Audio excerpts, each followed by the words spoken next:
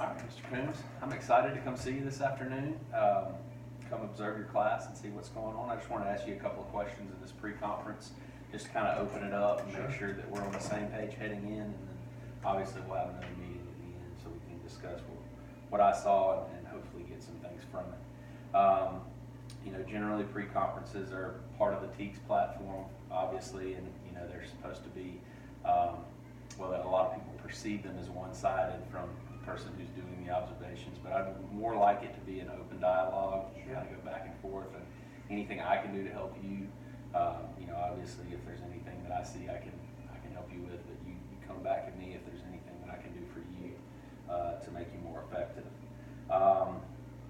Just starting out, keeping the TEACS standards in mind, what do you feel that some of your greatest strengths as a teacher are, how you've kind of developed in the last couple of years? I think collaboration with the students as well as my colleagues has been very helpful for me. I like to think as well it's helpful for them as well. But yeah, we have an opportunity to share a lot of information. A lot of my students in special education are below grade level. Sure. So when I have an opportunity to meet with the regular education teachers, that can be very helpful. You're probably not surprised, but they're very interested in the special education students. So it's kind of a lot of two-way feedback, and I think it benefits all of us. Absolutely, absolutely. Along the same lines, thinking about the TEACS standards, what are some areas that you feel like some constructive feedback from me might be helpful to you, some areas you feel like you could improve on? Yeah, I definitely think I need to learn a lot more about the Georgia standards, especially at grade level. Many times I'm meeting my students at their level, so they could be in 4th grade but really functioning at a 1st grade level. Well, that's challenging for you because you've got 3 grade levels in one class. Exactly. So I can see that being a challenge. Yeah, and we really like to meet them and build a good foundation. So the more I could learn at the lower level, it might help me in the long run, getting them back to grade level. That's a good point. Absolutely. We know kind of countywide, we've got a continued emphasis on PLCs, which is professional learning communities.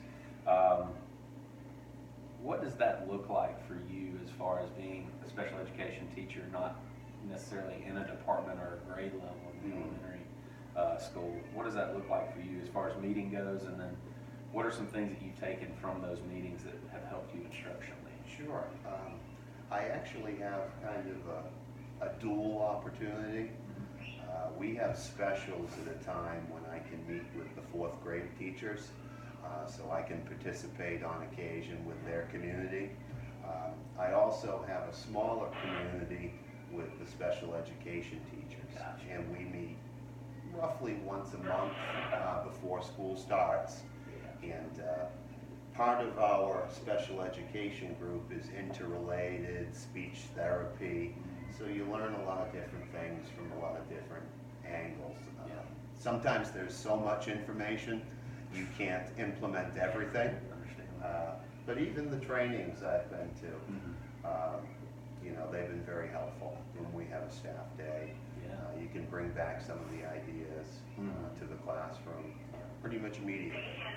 Are you able to pull anything instructionally from 4th grade meetings? I know it's a little bit tougher. Yeah, they're more than willing to share, and they try to keep me on the same timeline as they are.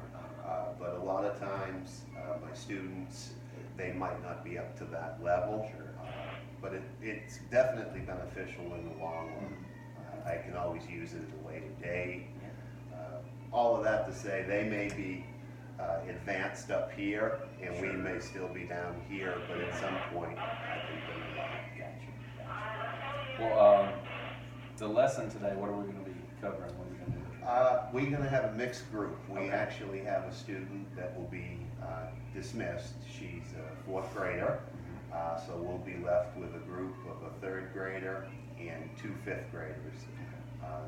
My other students are at different locations during this time. So we've been preparing for the Georgia milestones, and one of the common threads for these students is going to be math.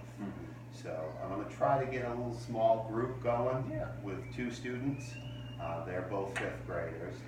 And then my 3rd grade student, I'm going to focus on some 3rd grade things for him.